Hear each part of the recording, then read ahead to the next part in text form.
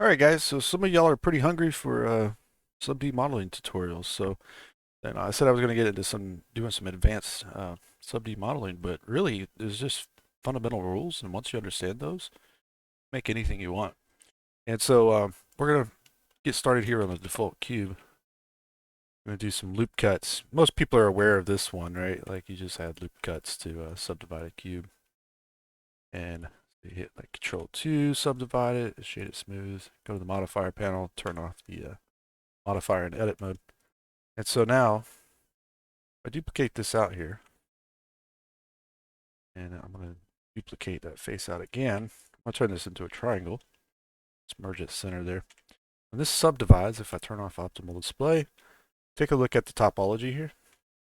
A subdivided triangle is more or less three quads put together, right? So even on our corner here, the way we've done it, even though we're using all quads, it's the same topology, right?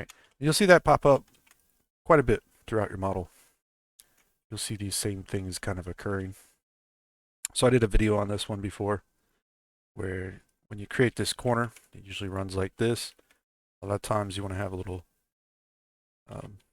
control loop, or you want the edge flow to go a little bit different. Right, so you just select those corners, deselect them in the corner, these edges, slide them back with GG twice, and then press A and merge by distance. Now this gets an edge flow like that, right? And so what it's also done is pushed an n-gon out to there, or excuse me, an n-gon, an e-pole, okay? But that's where similarities kind of pop up, because if I take a quad, I subdivide one edge, so let's just pull it out, let it subdivide, you'll see that an n-gon, a five-sided n-gon, when it subdivides, creates an e-pole at the center, and it looks something like so. Well, it's more or less the same thing up here. At a loop cut, you'll see it better, right? Pretty much the same identical topology, and it's because these here, the arrangement of the quads is more or less the same as an n-gon would be. Now, n-gons, of course, sometimes will subdivide very crazy-like, so they're still not recommended to use them, but there are times you can get away with using a triangle or an n-gon in your model, right? So keep that in mind if a trie or n-gon works, and sometimes even if you subdivide it manually, you'll find that the topology doesn't change at all in your model, which is really cool, right? So just for good measure, I want to show you how to subdivide a trie and an n-gon. And the reason why is because if you understand how to do this manually, when you run across these in your model, you'll figure out how to solve them a lot quicker. And so a triangle, if you poke the face, or an n-gon, you poke the face, you'll see it creates the pole at the center. There's your e-pole, there's your n-pole, right? But the algorithm, when you subdivide, is going to subdivide the edges as well. It's going to add a single vertex to each edge. And then more or less, I'm just going to use a knife tool, but it's going to kind of well, you know what? We could probably just select it all and then select by face, right click, and just triangulate faces here. Yep. And so we should be able to go around and select every other section and do a limit dissolve. There we go. So oh, you know what? It got rid of our our vertices here, so maybe not. It shouldn't do that. We might have to just scale it up for a moment. Yeah, you gotta scale it up a little bit or scale it down on the corners or something. Just those little angles to it. And so we'll try that again over here. Let's pull those ones in. All right, so more or less, that's how you do it manually, right? Of course, the subdivision algorithm will smooth it as well, so it'll look a little bit different. But if you know how to do that manually, this is going to help you out, because sometimes you'll run into a situation where you're modeling something and it has a diagonal in it, right? And diagonals are some of the hardest things to work with in SubD, in my opinion, because normally they want to start and stop with a diamond-shaped quad, usually. If you slide, by the way, and you hold Alt, you press GG twice and you start sliding and you hold Alt, you can do this number. Okay? Kind of slide beyond the extents. Anyways, so if you had a diagonal in here, or a triangle, right? Extrude it in. I'm going to delete this back face. And what we're looking at here now is that there's a couple different ways we could run topology on this. We can't run a face or an edge flow through the middle here unless I guess if we really wanted to, we could. And so we could kind of maybe be able to force that somehow, but generally speaking, it's not going to happen. The edge flow for this particular triangle really wants to go around the object, right? So I got to start cutting this up, turn it into quads. I apply a subdivision at this moment, turn it off in edit mode. You'll see like maybe this works for you. Maybe that's something you want, like a softer kind of area. But if you want to hold it sharp, you'll know that you need 3 edges to hold a sharp corner, right? And so when you do that, that goes crazy because now we got these big n-gons. Gotta keep working it, right? And now that's a little better, but it's still really weird. And so what we're looking for here is going to be something like what's going to happen at the bottom here. Notice that this comes out like so. If we cut that triangle into a quad that looks like a diamond, these are great for reduction, and you can also send 2 edges out of them usually. So we can do a number like that. And this also helps extremely well on diagonals or redirection when you create those kinds of shapes. I accidentally created an edge there. Let me dissolve that. Control X to quick dissolve, by the way. Okay, and so when you do that, subdivides now, the bottom's going to be pretty good. It's the top that's still having problems here. And kind of the same process here. You'll notice if you start to draw a line out, it's going to eventually hit here. So overextending it, you'll see that this one will hit here. Okay, and maybe a little bit too close. You might have to just kind of play with the width there. And this is the same thing, except it's not pulled out into a diamond shape. It's just going to remain like a triangle. Okay, but it is a quad. Okay, so when you dissolve that edge in there, when this subdivides now, you get a much better result. And just remember your models need to be balanced. And so this is unbalanced, and that's why this bottom section here is pulling this down further than the top one. And so if you add, well, first of all, it was a couple n-gons there, right? But if you add a loop cut, it's going to smooth to this edge here, whereas this one smooths to that edge. But before it was smoothing all the way down there. So balancing this out is extremely helpful sometimes. All I'm trying to get to there. And because when you're making a SubD model, usually you're going to create just kind of your basic overall volumes and shapes first. So you're going to work large to small. You need to make sure you have a good, consistent kind of grid-like pattern across your whole model, because more than likely you're going to apply a level 1 or a level 2 subdivision, keep working on your model and adding more details. And because of that, you can see here that these big rectangular sections, that's just not going to work. However, the edge flow here goes all the way around it, right? And so you end up with that number there. And so what do you need to do? Well, once you understand how to subdivide a triangle, you'll see very quickly you can add loop cuts, right? So let's just do 4. Probably could do more, but and a little trick here for you. If you delete that face, you can actually come in here, select this edge, and select this edge, and then Control E and do a bridge edge loops. You don't have to reconnect all of that. And just like that, it's pretty much connected. You'll notice we get another triangle here at the front. So I press F, fill that in. Okay, I could do a loop cut, just like we did for that one, right? Which isn't dissolved, which needs to be. Okay, so there we go. See what's going on? Same kind of shape there. Exact same thing going on there. Now, the trick is right here.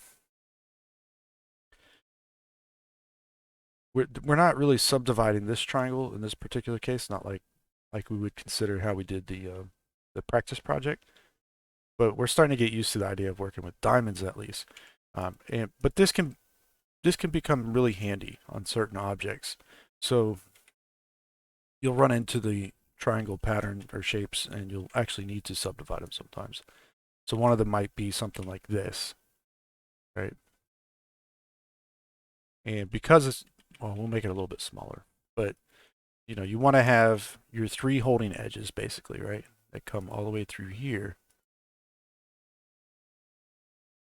You're going to have to do that on every corner, right?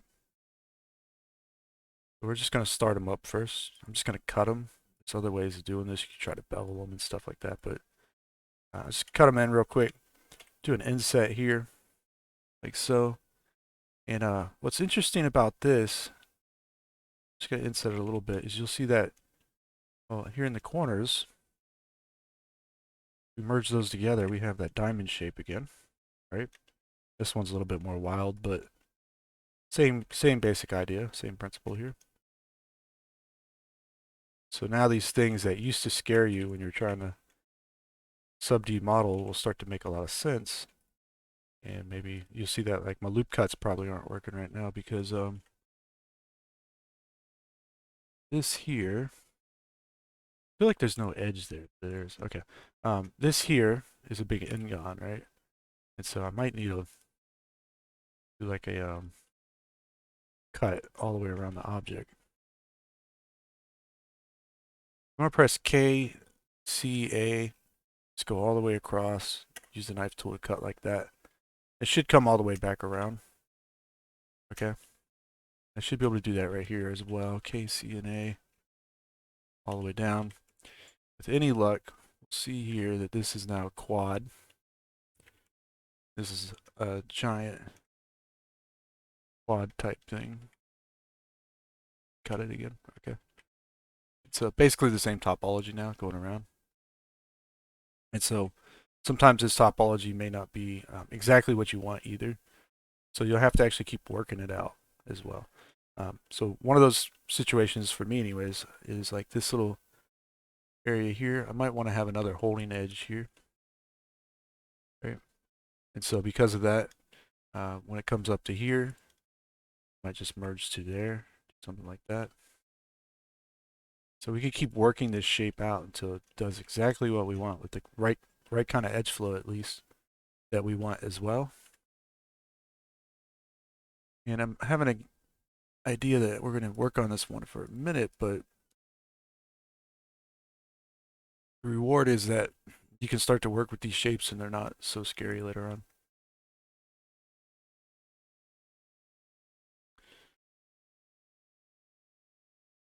I don't know if I want to pull that one up yet. All right.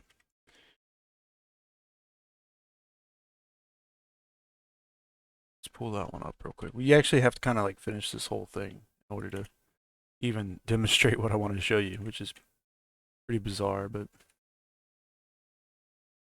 you do things like this, right? Cut around the bottom there. I think this one should go up. Those ones are already doing that. Just want to make sure they stay quads if possible. Maybe they will turn into triangles. That's okay. We'll redirect it. More than likely. All right, so just trying to figure out how I had that one set up compared to this one. It looks like it does this number, doesn't it?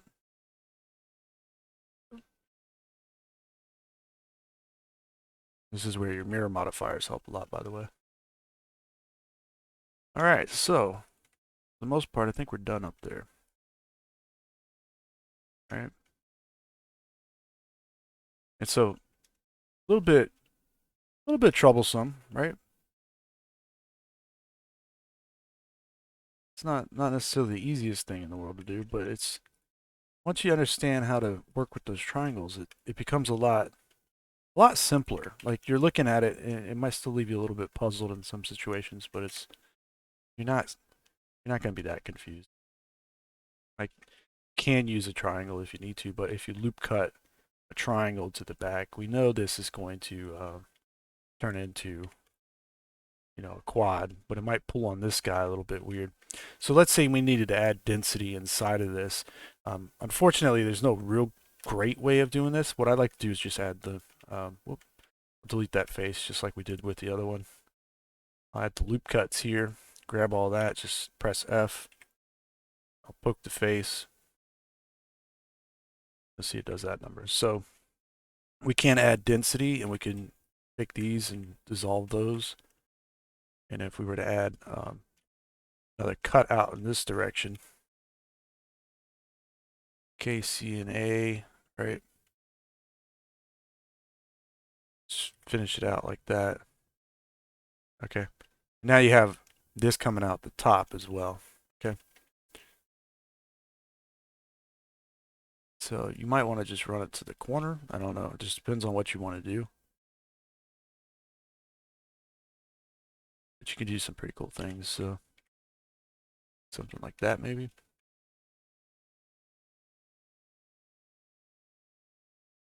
So we have two quads and a quad. Right? If that's something we wanted.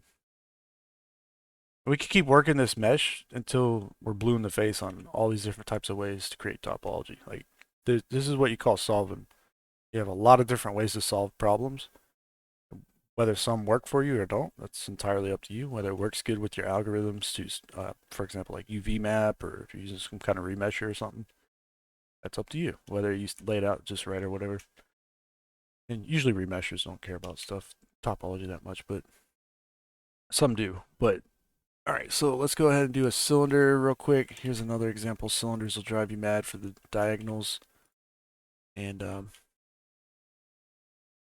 they still drive me mad. Some of this stuff just works, some of it doesn't. For this particular piece, this one's actually quite simple. I'm just going to add a couple loop cuts. So you can rock your topology around the model in kind of like a wave or like a gradient type fashion or whatever. So if I wanted to pull this section back down to there, across the back of the model, I could do that. But when we get over here, the trick with this one is you need, first of all, you need your holding edges, right? And you're going to hold there. More than likely, if you wanted a sharp bottom in here, like a sharp edge at the bottom, you need a holding edge in there as well. So I'm just going to make them kind of loose for now, but you can tighten them up if you need to. And something like that. I want to go up with them up the side here. Okay.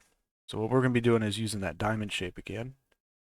And we're going to use it for reduction. All right. Basically, we can draw out a triangle here at the ends. And the reason this works, because that middle one acts like it plugs into the back like it did in the other examples, right? And so when you subdivide this, let's get rid of the top real quick. Turn it off in edit mode, shade it smooth, all that fun stuff. All right, so when you subdivide this, look at the topology it's creating. Pattern here. Perfect? No, hardly, but it's interesting at least, and it does work. It doesn't create really any major distortions for whatever reason on this particular cut. Like it's a little bit bulgy here. Perhaps there's some things we could do to make it a little bit better, but it's a pretty interesting way to set up this area anyways. And so there's other ways of doing this as well. Say you didn't have these intersections here like this. So like these don't exist perhaps. And you have more of like a rounded, rounded section in there. You see we can get a different solve by doing this. Right now this is kind of like if we put a loop cut in there, this is going to be what's called a 3-to-1. So the diamond's one way of reducing, and this is a 3-to-1 reduction. And so we can do this number. And this also works usually, but it gives you the ability to have that bottom section there be much smoother.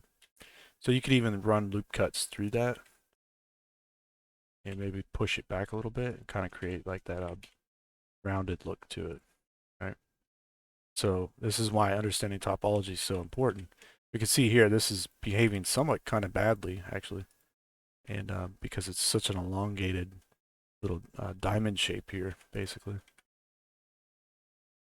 Not supposed to be like that. It's supposed to be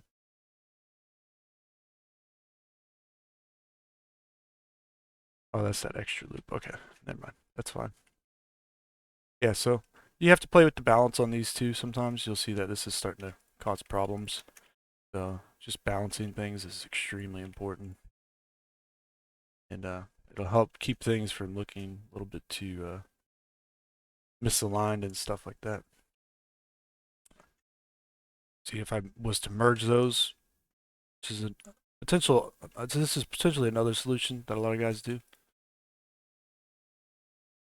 right?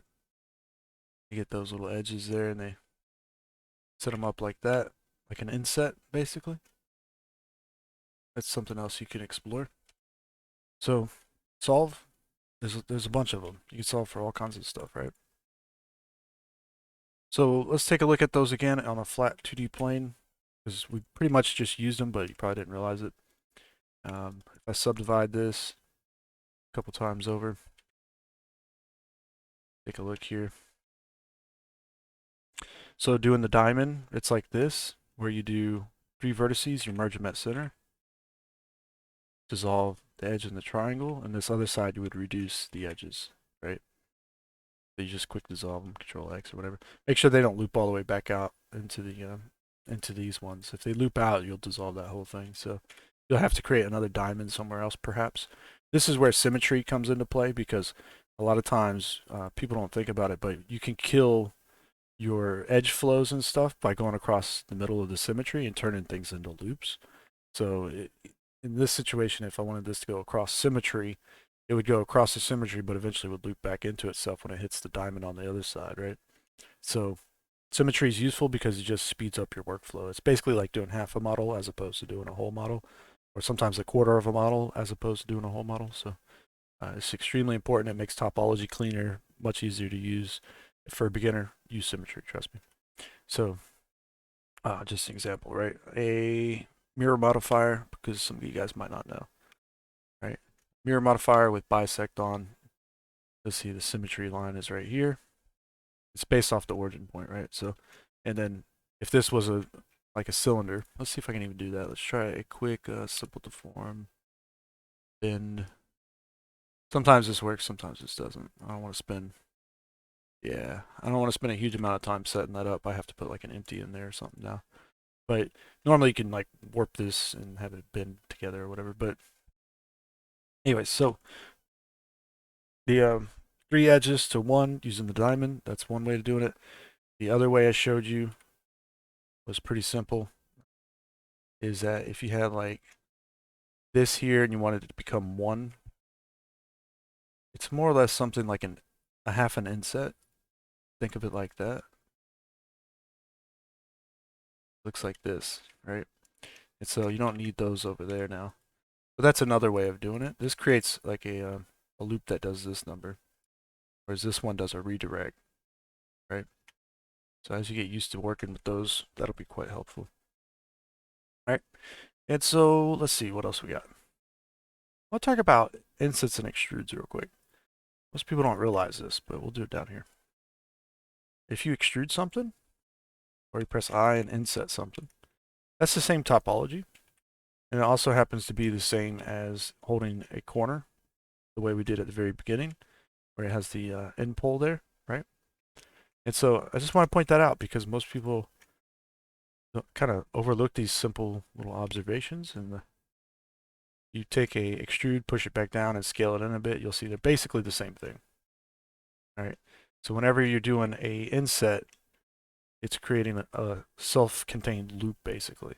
And so that's what's kind of going on over here. This is like half an inset. There's other times you want to do like redirects of an edge flow, and you'll cut something like this down the middle of these faces here, but you might pull it out like that. And what you'll see here is that because you did that, this is now redirected as well. So that's the topology to kind of do the redirect too. So quite useful. And you ever want to create some quick diagonal shapes or topology, what you do is you right click, you poke these faces, and you right click and turn the triangles to quads. And now you can see you've kind of inverted the selection here so that it's behaving like so. It's a real useful one to know. And unfortunately, though, now you have to deal with a bunch of triangles all over the place. So these ones you could just dissolve at the corners, but now you got to solve for all these guys, right? And so more than likely, you're going to want to do something like a reduction method, like that. And then that means a lot of rework, but generally speaking, it's not too horrible. So that loop cuts in there. And you also happen to get a nice weird quad here like that, right? So there's all kinds of little fun things like this that exist, but generally you're not going to use them like 99% of the time. I, even though I know about this one, the only time I ever use this is if I need that kind of surface where it's got like the little. It's like usually something you find on like flashlights or guns or tools. You know, like it's like a you do an inset, like an individual inset. Do this number. Oh, let's do that again. Inset, hold control while insetting. Might do something like that. Those ones got errors in them, but get the idea, right? Like you can do things like that if you needed to. So I'll probably be doing some more videos here in the future. This was just kind of like a crash course at playing around with the different ideas here on using 3-to-1s and then or diamonds, whatever the case. It's pretty simple stuff.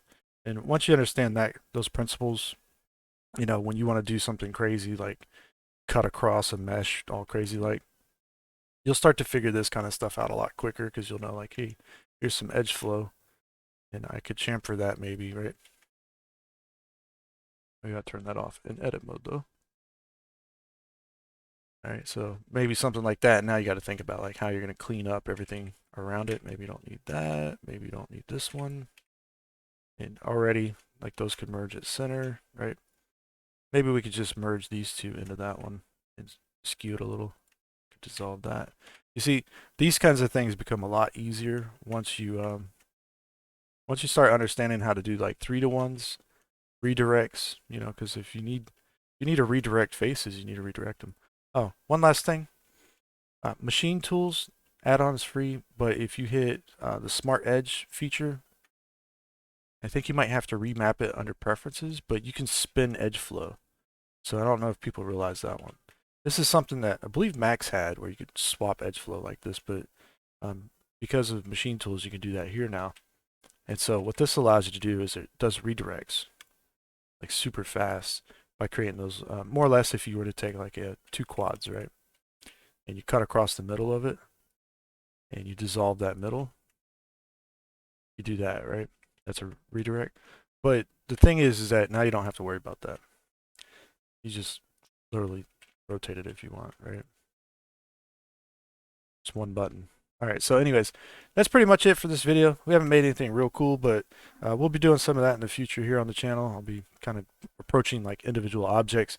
You'll see that a lot of times I run into these common little tidbits here and there where you got to create, little diamonds or insets or run the edges in certain ways. And it's really not hard. It's just that if you don't understand it, you haven't taken the time to just like hear somebody explain it to you.